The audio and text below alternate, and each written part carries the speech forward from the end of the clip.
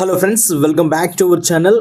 ఈ వీడియోలో మనము జనవరి 9వ తారీఖున పేపర్ 1 టెట్ ఎగ్జామినేషన్ అయితే జరిగింది. వాటిలో వచ్చిన క్వశ్చన్స్ అయితే ఏ విధంగా అడిగాడో ఈ వీడియోలో చూద్దాం. సో ఫస్ట్ టైం మన ఛానల్ చూసిన వాళ్ళు మన ఛానల్ని సబ్స్క్రైబ్ చేసుకోండి, అలాగే వీడియోని అయితే లైక్ చేయండి. ఇక మొదటి ప్రశ్న చూసుకున్నట్టయితే ఇక్కడ మనకు మెమొరీ బేస్డ్గా అభ్యర్థులు చెప్పిన దాని ప్రకారం అయితే చెప్పడం జరుగుతుంది. సో దీంట్లో కొన్ని తప్పులు ఉండొచ్చు. సో ఎవరైతే ఎగ్జామినేషన్ రాసారో దాన్ని సరి చేయండి. అలాగే తెలిసిన వాళ్ళు ఏదైనా తప్పులు ఉంటే కామెంట్ చేయండి, రైట్ ఆన్సర్ కూడా కామెంట్ అయితే చేయండి. ఇక సుద్దల హనుమంతు రాసిన అత్యంత ప్రసిద్ధి పొందిన రచన పాట ఏది అని చెప్పి ఏ విధంగా అడిగారని చెప్పడం జరిగింది. పల్లెటూరు పిల్లగాడ పసులగాసే మొనగాడ ఈ పాట గురించి అయితే రావడం జరిగింది. ఈ పాట వచ్చేసి బాల కార్మికుల కష్టాలను గురించి మా భూమి చిత్రంలో అప్పుడు గద్దర్ గారు అయితే పాడడం జరిగింది. సో ఇదొక ప్రశ్న రావడం జరిగింది. అలాగే నీతి శాస్త్ర ముక్తావళి గ్రంథకర్త ఎవరు అని చెప్పి అడిగారు. దీనికి సరైన సమాధానం బద్దెన. ఈయన 13వ శతాబ్దానికి చెందిన కవి మరియు సుమతి శతకాన్ని కూడా ఈయనే రాశారు. సాహిత్యకారుల అభిప్రాయం అని చెప్పి చెప్పడం జరుగుతుంది. ఇక ఆంధ్రావళి అనే ఖండకావ్య సంపుటిని ఎవరు రాశారని చెప్పి అడిగారు. సో రాయపోలు సుబ్బారావు గారు. ఈయనను నవ్య కవిత పితామహుడు అని అభినవ నన్నయ్య అని చెప్పి కూడా అంటారని చెప్పి అయితే చెప్పడం జరుగుతుంది. ఇక కేతనం అనే పదానికి అర్థం ఏమిటి అని చెప్పి అడగడం జరిగింది. జెండా, ధ్వజం లేదా పతాకం అని చెప్పుకోవచ్చు. ఇక పైలం అనే తెలంగాణ పదానికి అర్థం ఏమిటి? ఇది తెలంగాణ అభ్యర్థులు ప్రతి ఒక్కళ్ళకు తెలిసే ఉంటుంది. జాగ్రత్త లేదా భద్రం అని చెప్పుకోవచ్చు. ఇక మనకు వ్యాకరణ అంశాలకు సంబంధించి ఇక్కడ చూసుకున్నట్టయితే ఒకే రకమైన అచ్చులను ఏమంటారు అని చెప్పి అడగడం జరిగింది. ఇది సవర్ణములు అంటారు. ఉదాహరణ అ, ఆ, ఇ అనే పదాలు ఇవి సవర్ణముల కిందికి రావడం జరుగుతుంది. అలాగే సందులకు సంబంధించి చూసినట్టయితే ముఖ ప్లస్ అరవిందుడు కలిపి రాస్తే ఏమవుతుంది అని చెప్పి అడగడం జరిగింది. ముఖారవిందుడు అని చెప్పి అయితే రావడం జరుగుతుంది. అందున నన్ అనేవి ఏ విభక్తి ప్రత్యామ్నాయాలు అని చెప్పి అయితే అడగడం జరిగింది. ఇది సప్తమి విభక్తికి చెందుతుంది. ఇక కులం అనే పదానికి నానా అర్థాలు ఏమిటి అని చెప్పి అడగడం. వంశం, జాతి, ఇల్లు, దేహం, గుంపు కిందకి ఈ విధంగా రావడం జరుగుతుంది. ఇక క్రియారహిత వాక్యంకు ఉదాహరణ అని చెప్పి అడిగాడని చెప్పి జలపాతం అందమైనది అని చెప్పి అయితే ఇక్కడ ఇవ్వడం జరిగింది. ఇక ఈవీఎస్ పరిసరాల విజ్ఞానం సోషల్ కు సంబంధించి ఇక్కడ చూసుకున్నట్టయితే ఇందులో తెలంగాణ రాష్ట్ర పుష్పం ఏది అని చెప్పి అడిగాడు. తంగేడి పువ్వు అయితే తెలంగాణ రాష్ట్ర పుష్పం అవుతుంది. దీని యొక్క శాస్త్రీయ నామము సెన్నా ఆర్క్యులేటా అని చెప్పుకోవచ్చు. ఇక 356 ఆర్టికల్ కు దేనిని తెలుపుతుందని చెప్పి అడిగాడని చెప్పారు.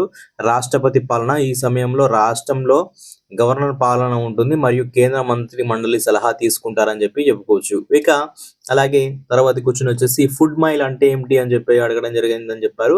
సో ఆహార ఉత్పత్తి కేంద్రం నుండి మన పల్లెం వరకు ప్రయాణించే దూరాన్ని ఫుడ్ మైల్ గా చెప్పుకోవచ్చు. ఇక ఇది మొగతా జలపాతం ఎక్కడ ఉందని చెప్పి అడిగారు. ఇది మొగతానా ఏదో నాకైతే అంత ఐడియా రావట్లేదు. సో మొగతా జలపాతం ఎక్కడ ఉందంటే ఇది ములుగు జిల్లాలో అయితే జలపాతం ఉంది. సో అది మొగతానా ఏందనేది ఒకసారి అయితే కామెంట్ అయితే చేయండి. ఇక హిస్టరీకి సంబంధించి చూసుకున్నట్టయితే రుద్రమదేవిని చంపిన వ్యక్తి ఎవరు అని చెప్పి కూడా అడిగారు. కాయస్థ అంబదేవుడు అని చెప్పి సరైన సమాధానం అవుతుంది. ఇక శ్రీకృష్ణ దేవరాయల కాలంలో వచ్చిన పోర్చుగీస్ యాత్రికుడు ఎవరు అంటే డొమింగో ఫేజ్. అలాగే మొఘల్ కాలంలో జబ్ అంటే ఏమిటి అని చెప్పి అడిగాడు. ఇది ఒక రెవెన్యూ విధానం కిందకి రావడం జరుగుతుంది. ఇక సైన్స్ కు సంబంధించి చూసుకున్నట్టయితే ఎర్ర రక్త కణాల జీవితకాలం ఎంత ఉంటుందని అడిగాడు. 120 రోజులు. అలాగే రెండవ మెదడు అని దీన్ని అంటారని చెప్పి దీనికి సంబంధించిన ప్రశ్న కూడా వచ్చిందని. సో ఆ ప్రశ్న ఏ విధంగా వచ్చిందని తెలియదు కాబట్టి రెండవ మెదడు దీన్ని అంటారు. ఒకసారి మీకు తెలిసినట్టయితే కామెంట్ అయితే చేయండి. ఇక నీటి ద్వారా వ్యాపించే వ్యాధి ఏది అని చెప్పి అడిగారు. ఇది కలరా. అక్కడ మనకి ఇచ్చిన ఆప్షన్ల ప్రకారం కలరా అని చెప్పి అయితే చెప్పుకోవచ్చు. కన్ను సినిమా హాల్ తెరపై చిత్రాన్ని ఎంతసేపు నిలిచి ఉంచుతుంది అని చెప్పి సైన్స్ నుంచి అడిగాడని చెప్పి 1/16 సెకండ్స్ అని చెప్పి అయితే చెప్పుకోవచ్చు.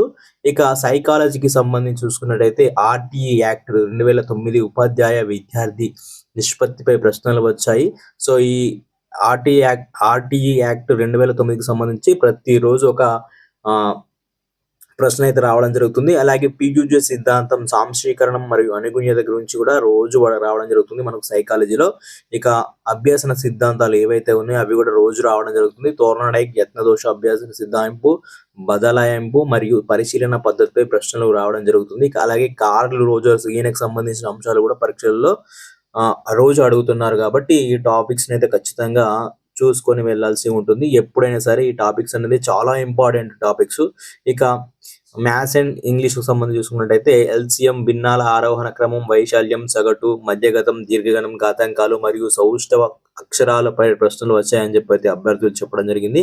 ఇక ఇంగ్లీష్‌కు సంబంధించి direct and indirect speech, active, passive voice, అలాగే degrees of comparison, silent letters, ఉదాహరణ ఐలాండ్ అని చెప్పింది కదా, ఐస్‌లాండ్ అని చెప్పి, పెన్సిల్ అని చెప్పి, ఈ విధంగా సింగులర్, ప్లూరల్ వాటి అంశాలపై కూడా ప్రశ్నలు అడిగారని చెప్పైతే చెప్పడం జరిగింది. ఇవి మెమరీ బేస్డ్ కింద మనము ఇది సిబిటి కాబట్టి మెమరీ బేస్డ్ కింద ప్రశ్నలు అనేది మనకు రాసిన వాళ్ళు అభ్యర్థులు చెప్తారు కాబట్టి ఇందులో కొన్ని తప్పులు ఉండొచ్చు. ఒకసారి చెక్ చేసుకోండి. ఇటువంటి టాపిక్స్ పైన ప్రశ్నలు వస్తాయని చెప్పి అయితే అవగాహన కోసం అయితే ఈ వీడియో. సో పరీక్ష మొత్తం మీదగా చూసుకున్నట్టయితే యావరేజ్‌గా, మీడియేట్‌గా, మధ్యస్థంగా ఉందని తెలుగు మరియు గణితం సులభంగా ఉన్నప్పటికీ సైకాలజీ, ఈవీఎస్ కొన్ని ప్రశ్నల్లో ఓరియెంటెడ్‌గా ఉండి ఇబ్బంది పెట్టాయని చెప్పైతే ఆ అభ్యర్థులు అయితే అవ్వడం జరుగుతుంది.